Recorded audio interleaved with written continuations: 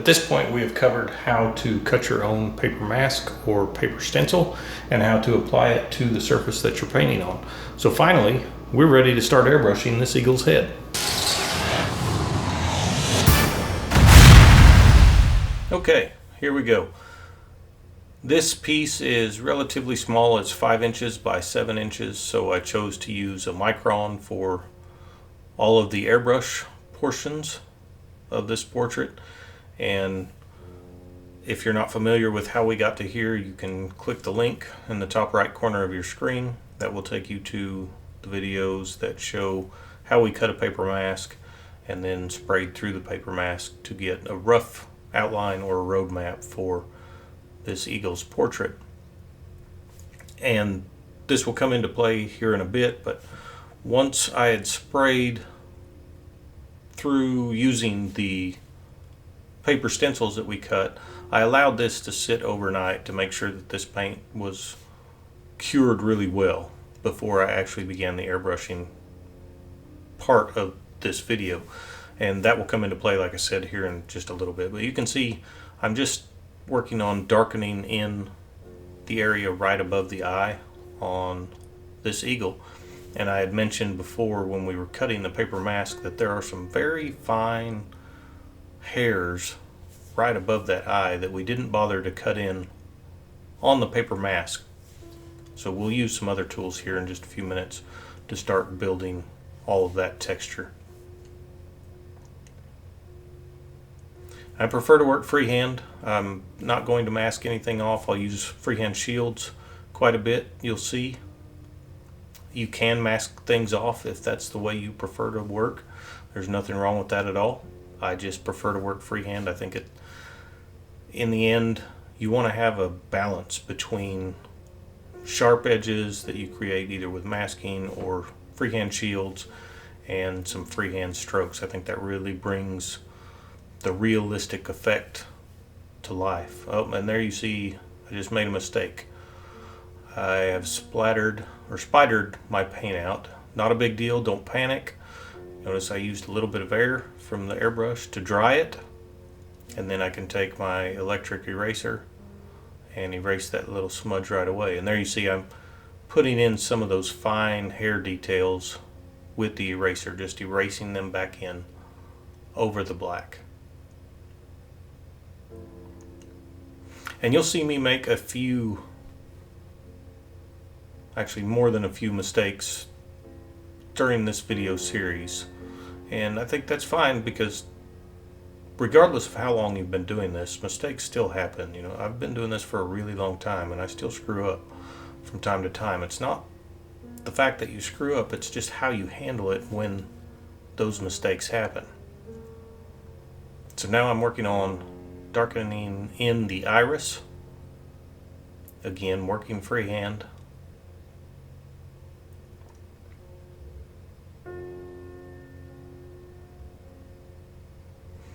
The iris is a little bit small compared to the reference, so I'll go ahead and bring that out just a little bit more than it actually is. And you'll see I'll try to keep the left upper corner of the iris is where the real strong highlight is in the reference. And I'll try to keep that pretty clear. I'm not going to worry about putting in the highlight at this point because there's still a lot more detail that we'll be working into the eye and areas around the eye, and that highlight will get muted with overspray, and you'll just have to keep coming back and reestablishing it. Rather than doing that, I'll try to leave myself just a reminder so I don't forget to put it in later and I don't forget where it goes. I was struggling a little bit with my paint mixture, which I'm using the same exact paint mixture that we used when we actually sprayed through our stencils to put our roadmap onto this sheet of Strathmore 500 series Bristol. So I'm just working on paper, and I thinned that paint mixture out a little bit more than it actually was when we sprayed through the stencils. And I started with about, and there I just spidered the paint again. And I don't know what it is. My first inclination is to try and wipe it with my finger, and you absolutely do not want to do that. Notice again, I used air from the airbrush to dry the paint and then erased it away with the Helix electric eraser. And again, what I was saying before is I was struggling with air pressure and my paint mix. I'm working with very, very thin paint, as you can see. That's why I've already spidered it out twice, and I began with my air pressure around 15 psi. I wound up dropping it down to about 8 or 9 psi and found that that worked a lot better. So here I'm using a stencil to try and darken in. There's a really dark portion that goes around this eagle's eyeball, and I thought this would be a great way to do that. But as it turns out, I'm currently making another mistake because I didn't place that stencil very well at all. You can see that now the shape of the eyeball is a little bit wonky, but it's not a big deal. I can take the Helix electric eraser and erase that right away. This paint, the illustration colors, erase super easily when they're fresh. Now if you allow them to cure, you have to work a little bit harder. But when they're fresh like this, they erase so easy. So coming back with the airbrush, and again still working on the outer ring of the eyeball. Remember, we left a portion of that out at the bottom because if we'd cut that out on the stencil initially, then we would have lost the pupil and everything inside of the eye. There's also a darker shadowed area behind the eyeball.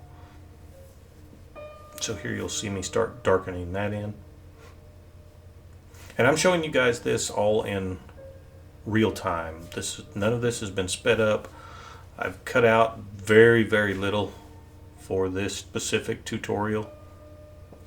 So it'll be split into different parts, and you'll get to see how I work this from pretty much start to finish. All the techniques I use, and so I hope that you enjoy it. It's a little bit slow starting out, but I don't try to speed through my work. I take the time that I need to make sure that I get all the details and things of that nature into my artwork. I want to make sure that my name's going on this at the end of the day, and when other people see it, I don't want it to look like I tried to speed through it. So all in all, I had about 4 or 5 hours in this panel. There's a bit of a wider ring around the outside of the eye that looks like hair or feather texture. So you saw me just work in a little bit of that on the right side of the eyeball, and then just a very light wash of color behind the eye. And that will give myself some contrast when I start coming in with the eraser and the blade, tools of that nature that will start building in some of that hair or feather texture. Again, still working on the pupil freehand. Like I said, you can mask this off if you like. I prefer to work freehand. I think it's easier, it's faster, and it gives you a little bit more realistic look in the end, because your eyeball and your pupil, it's not 100% perfectly round. I mean, there's going to be some imperfections in there, and that just adds to the detail and the realistic look. Again, a light wash over the top of the brow, and now I'm coming in with an X-Acto knife. This is a number 10 curved blade. I normally use or prefer a number 10 curved blade when I'm doing portraits. Mostly I'll use it when I'm doing hair, and I'm trying to work in some of that little hair texture above the eye, and I just wasn't happy with how it was performing, so I decided to switch to my number 11 blade, which, as you can see, works extremely well. You can get some extremely fine detail with a blade. But keep in mind, I'm just barely dragging the surface here. I'm only putting enough pressure on to just kind of skim the surface. That doesn't take much to remove this paint right now. So I don't want to dig into the paper and ruin the portrait before I even really get started on this thing. So when you're using a blade, make sure you keep that in mind. That very light pressure. And you don't want to overdo this. A little bit goes a long way. And I'll come in, these are super fine lines, but looking at the reference, it's not all super fine. There's a little bit maybe out of focus right above the eye. So I'll come back in with the Helix eraser here in a few minutes and kind of smudge some of these out and just give it a little bit more variety.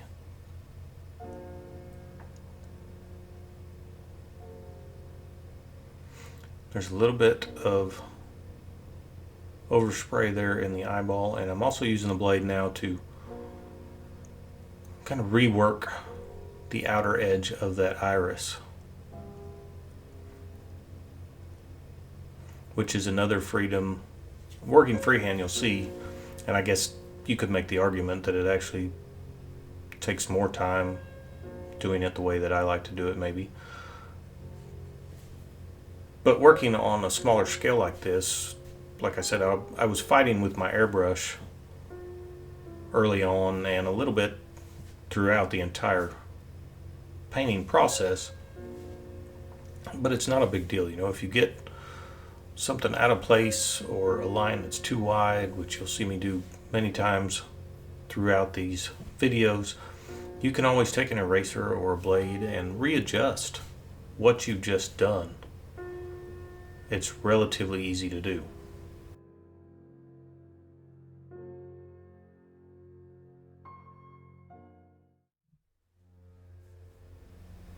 And the reason I start with the eye is because that iris is the absolute darkest portion of this portrait, and that gives me a good way to judge the contrast levels overall as I'm painting this piece.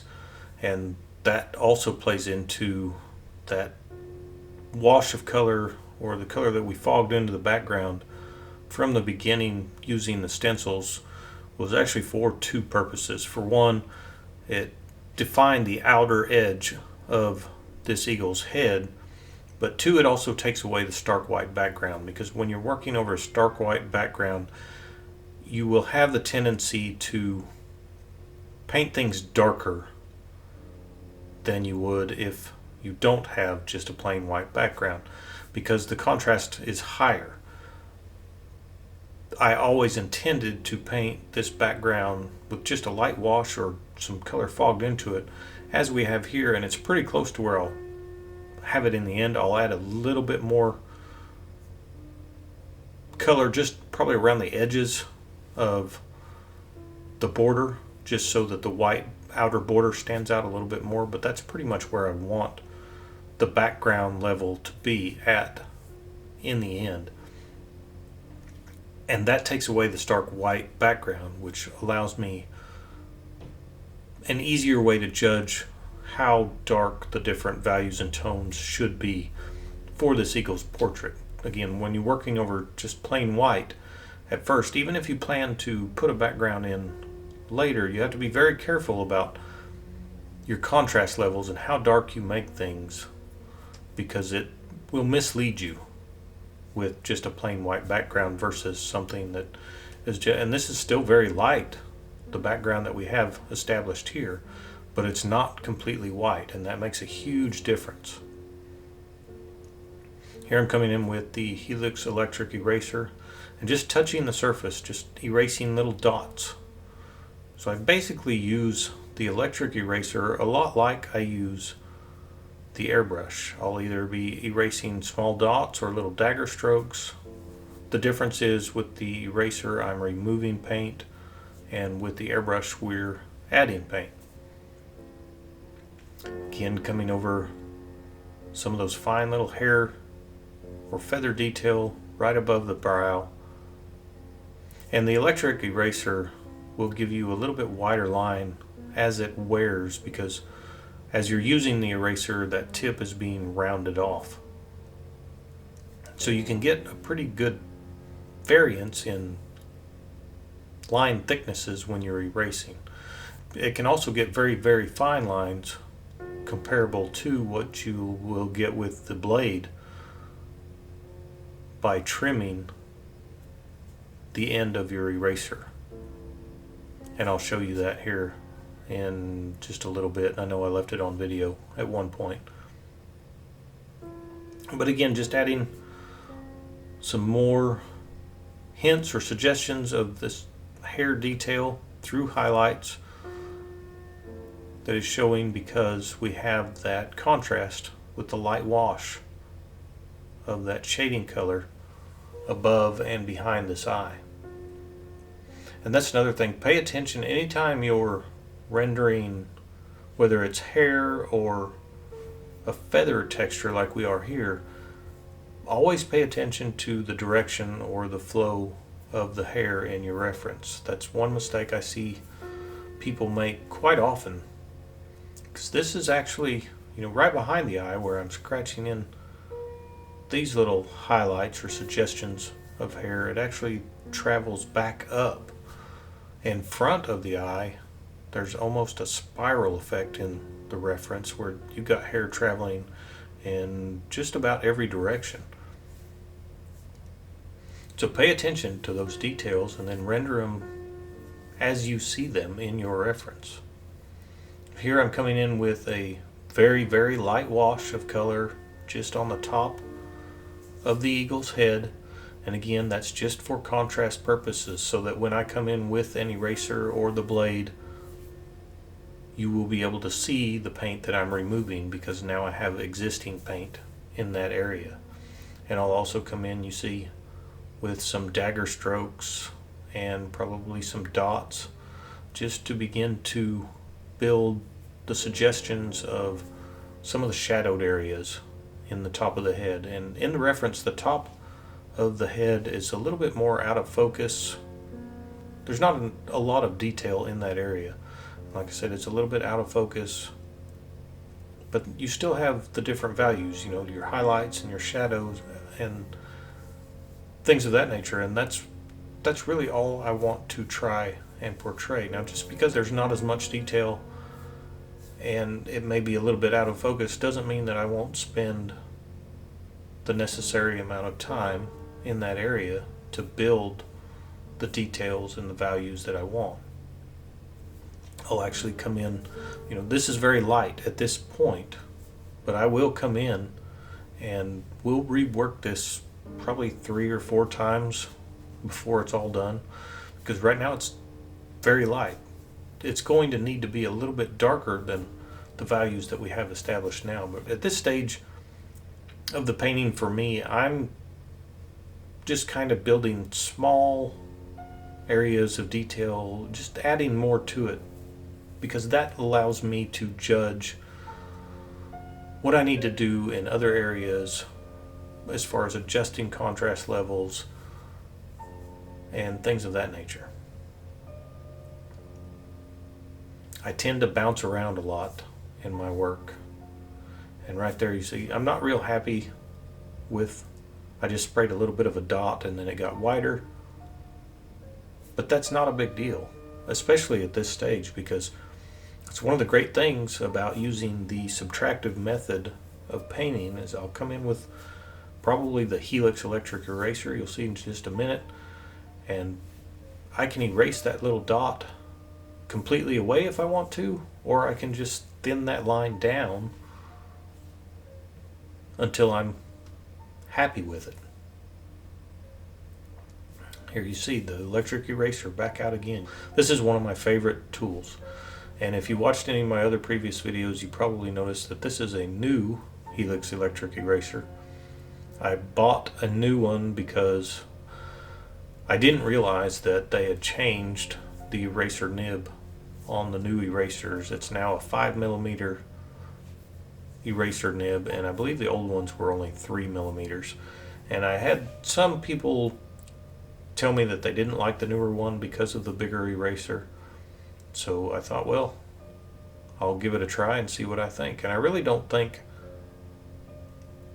it still works great for me. The only real disadvantage I see with the larger eraser tip is, especially when you're working on very small areas of detail, it's a little bit harder to see exactly where you're touching the eraser down. But I think you can get just as good results with the newer one as you can the older one. I still like the older one a little bit better, but since you can't buy those anymore, this will still get the job done. And I haven't decided if I want to do a review or a comparison. I have, I think, 4 different electric erasers, but I'll do a video in the future comparing and showing which eraser tips that I like to use for painting purposes. But again, you see, I'm just adding some of this, it's really just a suggestion of some of this hair or feather detail with the eraser. And these are obviously highlights at this point, but like I said earlier, I'll come back in and rework this probably 3 or 4 times over the course of this painting. So these highlights will get pushed back, and then we'll add more highlights on top of those, and so on and so forth until I'm happy with where it's at.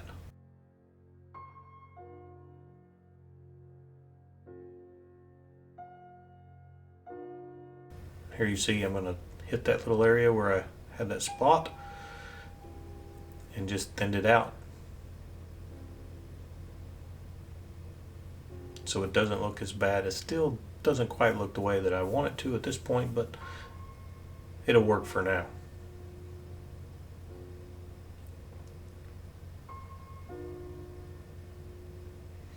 Coming back in with the airbrush, and we're going to start on the nostril. The nostril is already pretty dark from when we used the stencil, but the shape is not quite where it needs to be. So I'm going to come in and add a little bit of color on the inside of the nostril, and then we can fade that out with some erasers. There's also a very strong highlight, it looks like in the reference, around the outside edge of the nostril on the right side. So I'll use a blade to pull that out.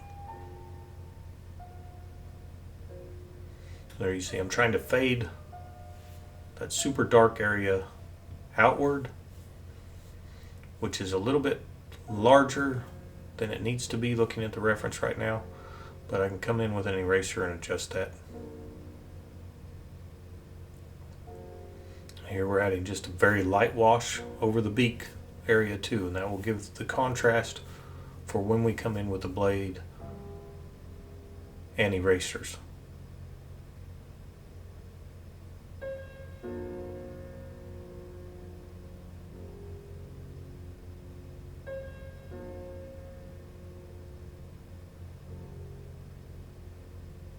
And now you'll see me coming in with some very light little dots and dagger strokes. Like I said,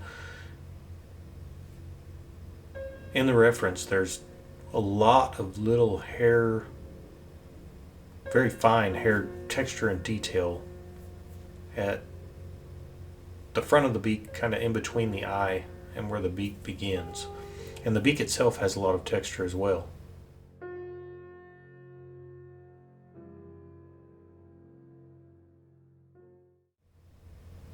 So here you see I'm using just little dots and some fine little dagger strokes to establish kind of that lighter portion of hair that goes around the eye, and darkening up that really dark portion around the eyeball. And again, still using little dots. You can see me shaking the airbrush around, and that's how I do that. I don't necessarily try to paint in a figure 8 or it's random. I just try to spray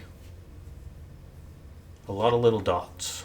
That just adds texture, and this is the very beginning stages of all that texture. So if you're not happy with something, we can always adjust it or remove it altogether. You can see I'm getting a little bit darker now with some of this dot texture and a few little dagger strokes in there. As I said, if you look at the reference, there's a lot of little fine details, and the hair almost spirals around and goes in every direction at the very back side of the beak in between the eyeball.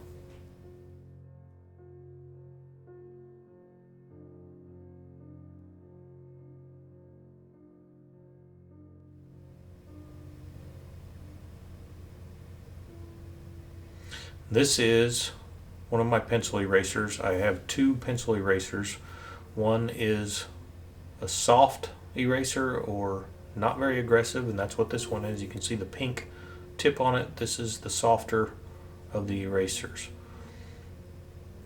You can actually get really nice blends with an eraser, and I think the softer eraser works better for that purpose. So I'm trying to redefine the highlight on the top of the beak there, and then just trying to fade some of that shadowed area in the nostril back out. And this is the more aggressive of my pencil erasers, and you can see this one's just about done.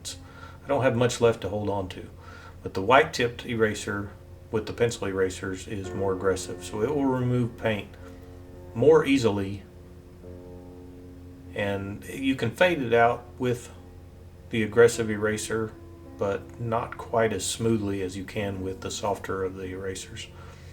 Now I've come back to the helix, and like I said, there's a really stark highlight. It looks like very thin highlight around the outer right side of that nostril. I'm trying to begin to establish that, and then tapping the surface around to begin building some of that texture that or adding to some of that texture that we already added with the airbrush. There I'm kind of redefining the highlight at the top of the beak. The top of the beak in the reference is very, very bright. It's almost stark white. Now I'm back with the airbrush to redefine a little bit of this nostril. As I said, I'll work things back and forth as many times as it takes until I'm happy with what I've got.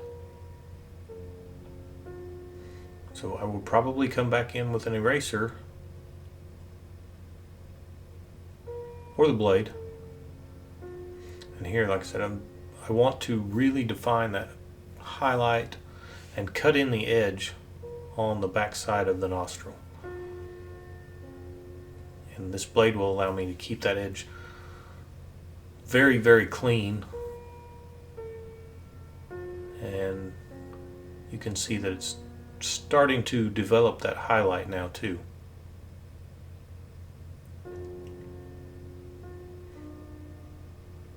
And you'll also see me use the blade to start building in some of those. I talked about the very fine, feathery, hairy detail in between pretty much the nostril and the eye around this beak. And the beak itself has quite a bit of texture, especially in the front of the beak. There you see I'm scratching in a line that I see in the reference. I'm not very familiar with the anatomy of birds. I don't know what that line is called, but I've seen it on other eagles too.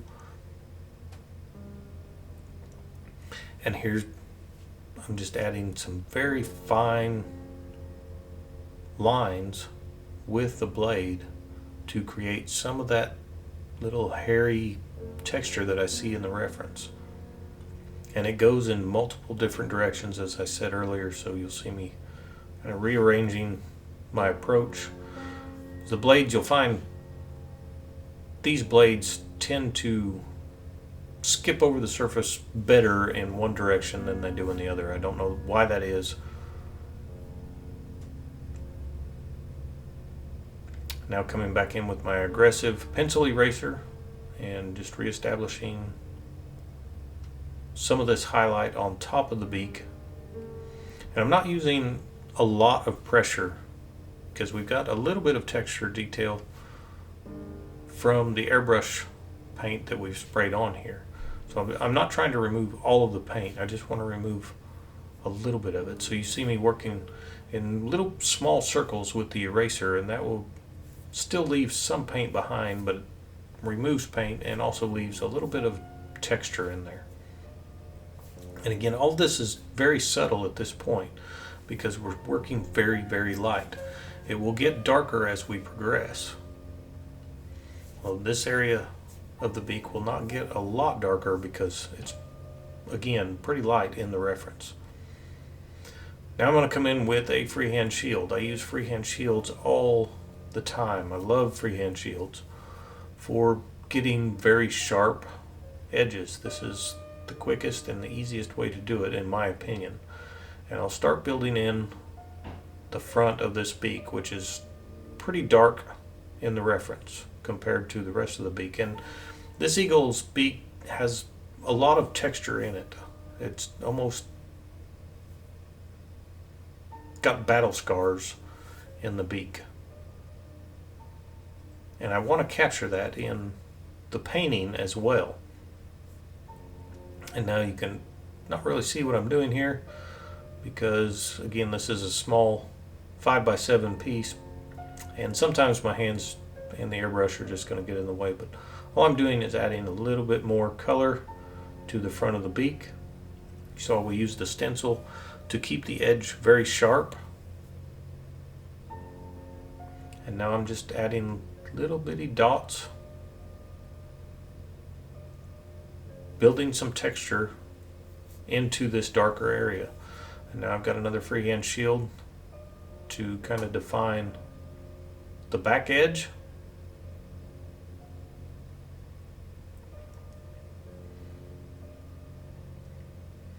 And you'll see when I pull this stencil away that the bottom point of the beak, I wasn't really very happy with it, but we can adjust that.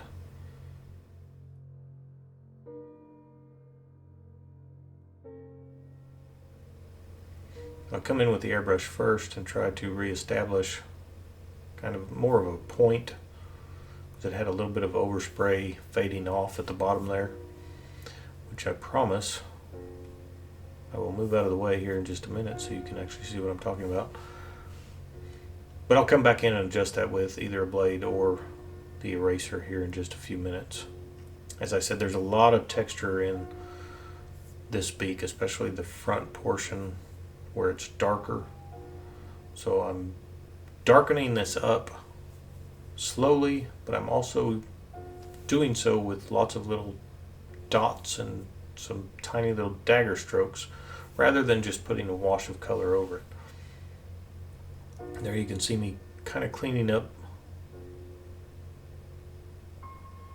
the tip of the beak and the front of the beak with the electric eraser. And I talked about earlier how I allowed the color, after we sprayed through the stencils to get the roadmap on to this panel, I allowed that to dry overnight.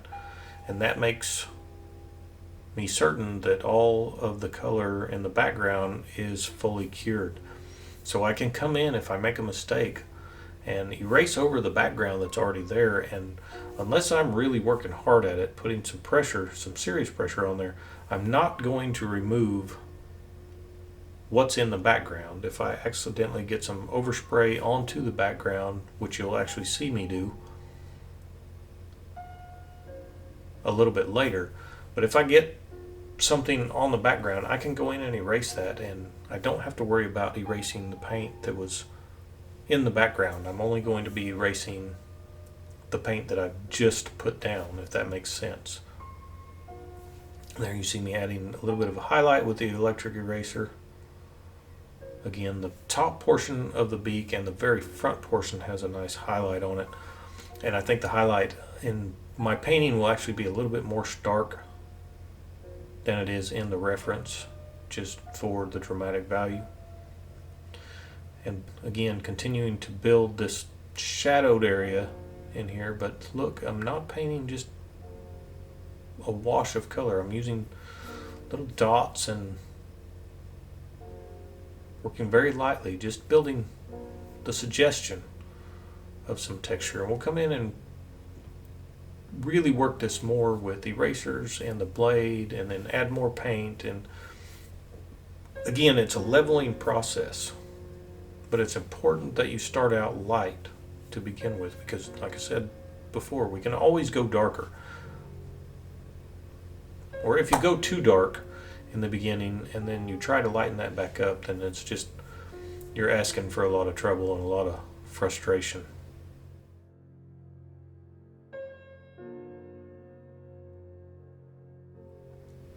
Again, using the stencil or freehand shield to come in and mask off the background so I can get a really sharp edge at the front of this beak.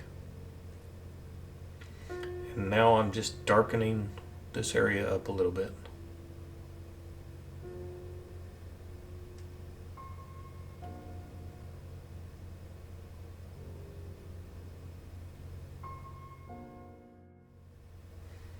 Again, I pulled the freehand shield back, looked at it. I'm constantly reassessing my work. A lot of times I'll stand back 6 to 10 feet and look at it and see what needs to be adjusted. And there I talked about using the blade or the eraser to readjust the tip of that beak. I'm getting rid of that overspray that I had created earlier when I used a freehand shield, and it's just that simple. And again, you can see that I'm not really removing the paint from the background. It's just the paint that I've recently sprayed. But I'm constantly reevaluating my work, and you don't see this in my videos because I cut it out for time purposes, but I'll pause for a few minutes and just stand back from 6 to 10 feet. There's a difference between painting distance and viewing distance. When we're painting, we're right up in front of this and focusing hard, especially on smaller panels like this. And when you're getting older like I am and your eyes don't quite work as well as they used to, you'll see a lot more. You get the big picture when you step back and look at it for a few minutes versus when you're standing right in front of the panel. And sometimes it's good to take a break, take 30 minutes or an hour and then come back and revisit it. A lot of times with fresh eyes, you'll see things that you didn't notice before. So I brought out the aggressive pencil eraser and starting to work in some of this texture in the front of the beak.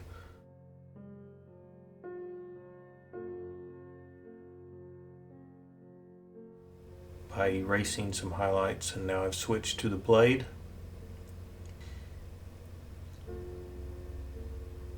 And just beginning to scratch in some of this texture that I see in the reference.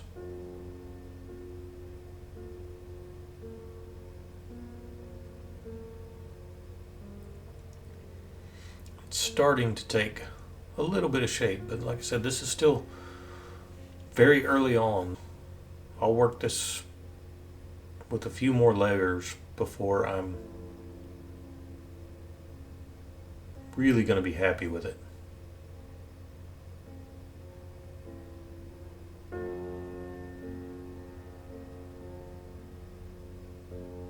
And then I'll have to work on fading this out because the front of the beak in the reference is pretty dark, and then it fades almost to just a white around the nostril area.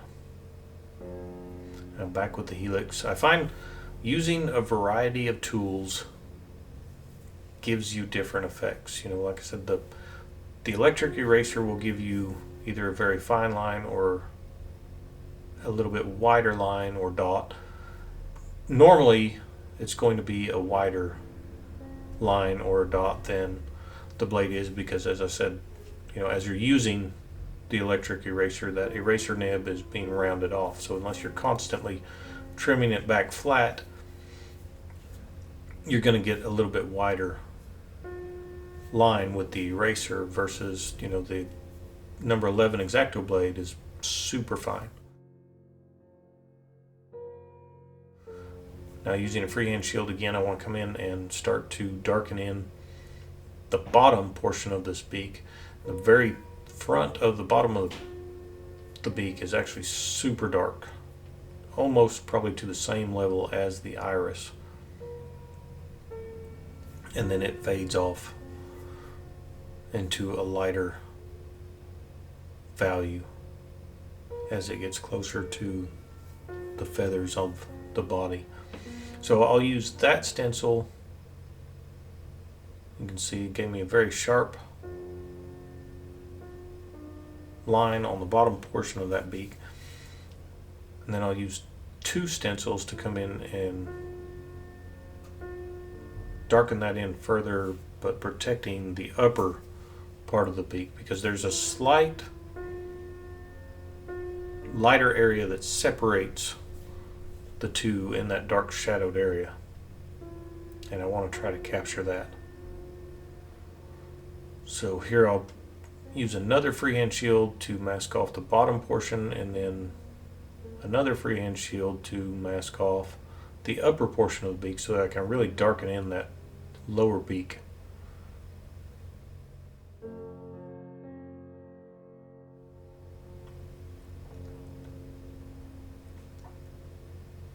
Now I've noticed that I've got that top freehand shield is slightly off, so you see I'm adjusting the angle there and back to spraying. The very front of this lower portion of the beak is very, very, very dark.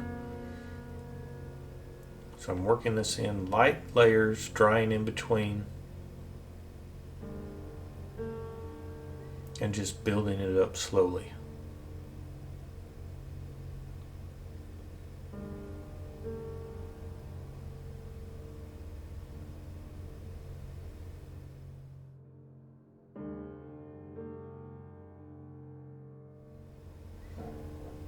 Drying it with the air. Now we'll pull the mask and see what we've got.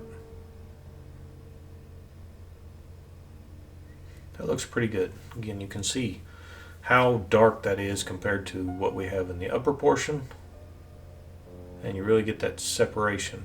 Now I'm going to come in with the electric eraser and remove some of this paint just so I can establish or re-establish that slight little highlight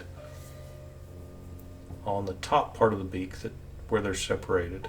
And right now that's quite a bit bigger than what it will be in the end. But again, the helix is, that eraser tip is a little bit rounded off, so it's erased a little bit wider portion than what I wanted, but that's fine. We can come back in with the airbrush and work this where we want it here in just a few minutes. There you see, about the airbrush back in, and now I'm going to work on defining the mouth line just a little bit, or where the upper and lower beak are separated, and then we can come in and I'll start to reduce that highlight that we just created with the electric eraser.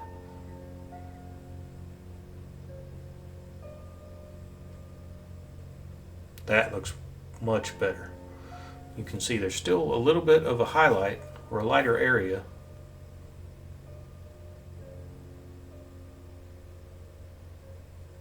Similar to what you'll see in the actual reference. Now, the airbrush and my hands are in the way again. I'm just darkening up the very front of the upper portion of the beak now. And again, this is just using little dots and little dagger strokes because I want to keep creating texture as opposed to just putting a flat wash of color over it. I'm working on the lower portion of the beak a little bit, fading that dark area out.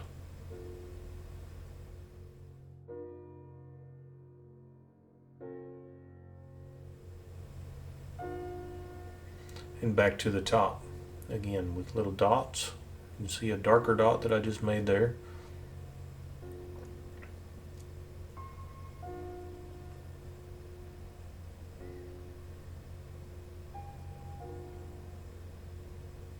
And then we'll come back in with the erasers and the blade and build more texture through all of this. So it's a continual process. You know, you're always pushing and pulling. Right now we're pushing things back by adding color, and then we can pull them back forward when we remove paint with whether it's an eraser or the blade.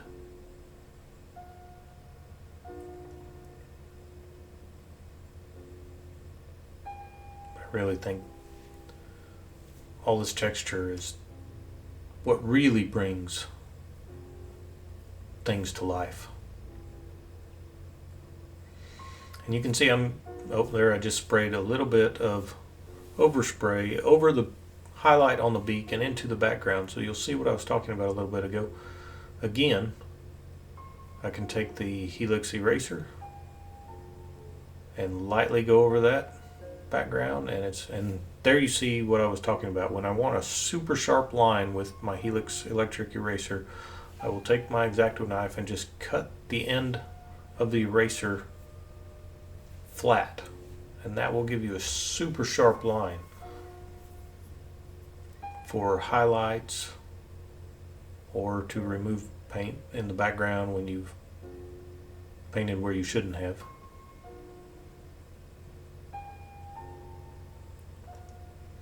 So redefining that highlight at the very front of the beak.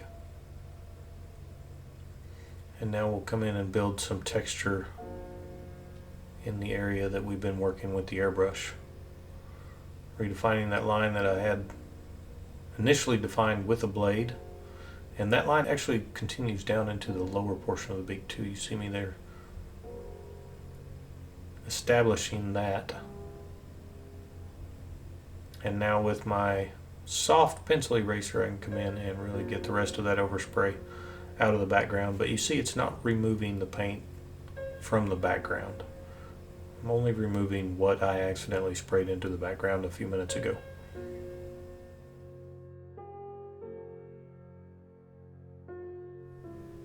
There you can see I'm actually working that eraser a little bit further into the background, just in case I'm removing any of the paint that was already established in the background. That will help it fade a little bit more. The background's a little bit grainy. I want it to be kind of out of focus, just a wash of color really. I don't think that I was removing any of the pre-established background color, but just in case, it doesn't hurt to err on the side of caution. And now I'm using this eraser just to kind of fade in some of the darker areas into the lighter areas of the beak. And you can see it's not really removing, it's removing some color, but it's not removing all of the color, so it's a nice fade. Now coming back in with the aggressive eraser to kind of reestablish again the highlight on the top of the beak. And I'm continuing to add texture by removing paint from the texture that we created with the airbrush when we added paint. Again, this is just a continual process of working things back and forth, and you can work it until you're happy with it. I'm not saying that you need to put this many layers in to call it finished. It's completely up to you as the artist. Find what works for you. When you're happy with it, then stop. If you're at a point where you're happy with it, say for instance now you stop working on the beak and then you move to other areas, you might notice later that you want to go back in and revisit the beak and add additional layers. That's fine too. So coming back in with the X-Acto blade and really pulling out some of these brighter areas of texture on the front of this beak that you can see in the reference. And again, I'm not trying to paint this exactly as I see it in the reference. I'm using a little bit of artistic license and just kind of, I'm getting close, but I'm not trying to do a 100% photorealistic portrait of this eagle. I just want a realistic approach, but it may not be completely exactly like you see it in the reference, and that's okay. You know, this is your own artwork. You have the freedom and the artistic license to do whatever you like. Again, I've come back in with the number 10 curved X-Acto blade and just pulling out a few more of these highlights. Again, I wasn't real happy with the way that this number 10 blade was performing for me, so you won't see this blade very often, but I did use it a little bit. Again, it's using different tools creates varied effects, and that's part of what I think really makes the painting in the end. You know, it gives you a more realistic effect by using different tools.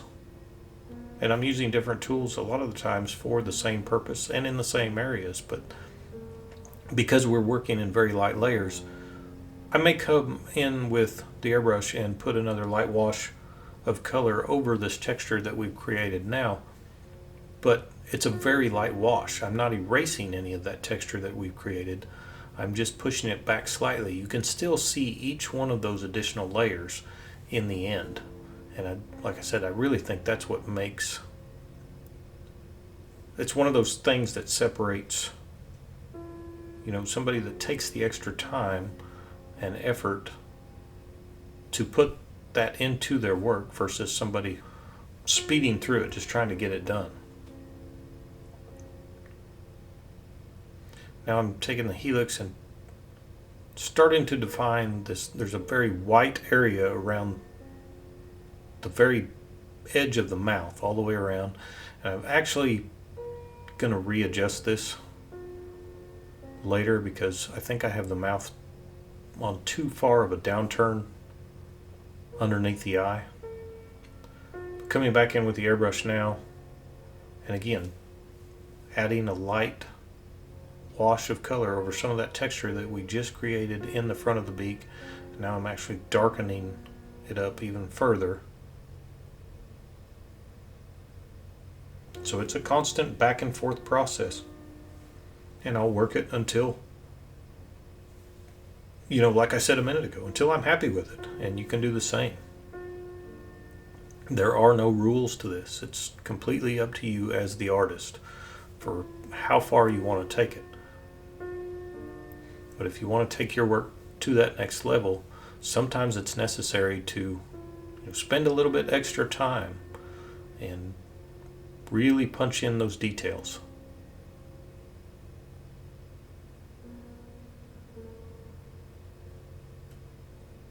Still doing little dots and little dagger strokes. I'm not really just putting a wash of color over this. I'm just adding more texture with the airbrush.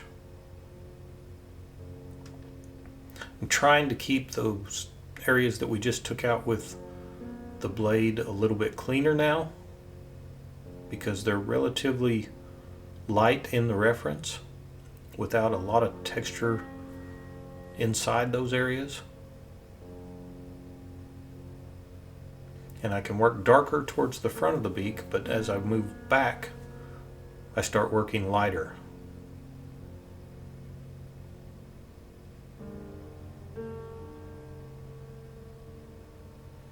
Again, I stepped back and looked at it and thought, nah, I think I can go even a little bit darker than I already am. And you can see I'm retaining that little bit of a highlight that separates the upper and the lower beak too.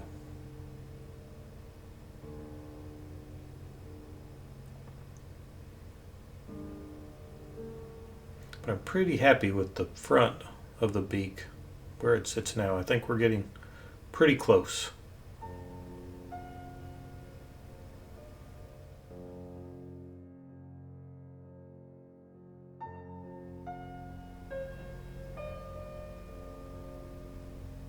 Again, just Lots of random little dots. Now we'll define the back side of the mouth, and this is what I was talking about a minute ago where I wasn't really happy with. I think that's downturned just a little bit more than it should be. And I talked about those little faint hairs coming off the bottom of the beak when we were cutting the paper stencil out. I didn't get those in with the paper stencil, so now I'm coming in with the airbrush and actually adding those little faint hairs or portions of feather. Not really quite sure what they are, and I got a couple of those are a little bit longer than I really want, so I come in with the soft pencil eraser and just erase the ends of those hairs until they're about the length that I want them. And again, you can see that I wasn't really removing any of the background. I was only removing those little dagger strokes, the tips of those little dagger strokes that I had just sprayed. Now with the electric eraser, I'm starting to define a little bit more of the back side of the lower portion of the beak. And again, going around the mouth.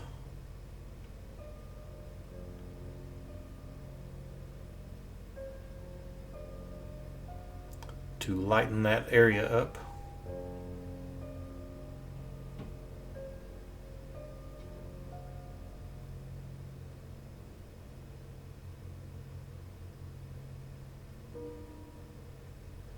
And just working in some more little highlights, thinning out that line that I created that separates the beak, or the upper and the lower portion of the beak.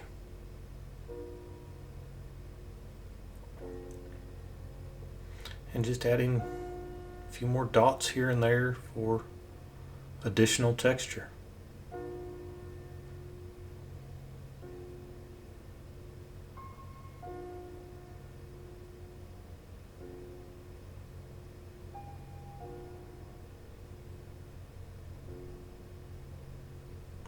That's what I was talking about a minute ago. I wasn't happy with how downturned I had the mouth there, so now I'm actually erasing what I had just painted and bringing that up just a little bit. Now I should come in with the airbrush and reestablish that line, making it a little bit straighter, not so much downturned like I had it before. And I think that looks better. And there, that line's probably a little bit thick with the airbrush, but we can come in with the eraser and thin that right back down.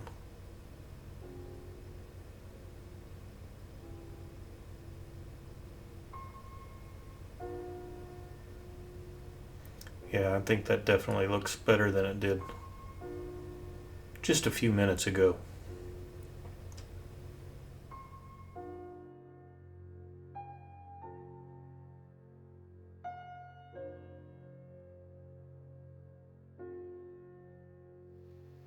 And there you go, guys. That pretty much wraps up part one in this series. I know it's a slow process, but I'm hoping that you guys will get a little bit more out of this tutorial, seeing everything in real time with me kind of talking you through it. So I hope you got something out of this. Remember to like, subscribe, and share if you did. I'll upload part 2 next week, and I'll see you guys then.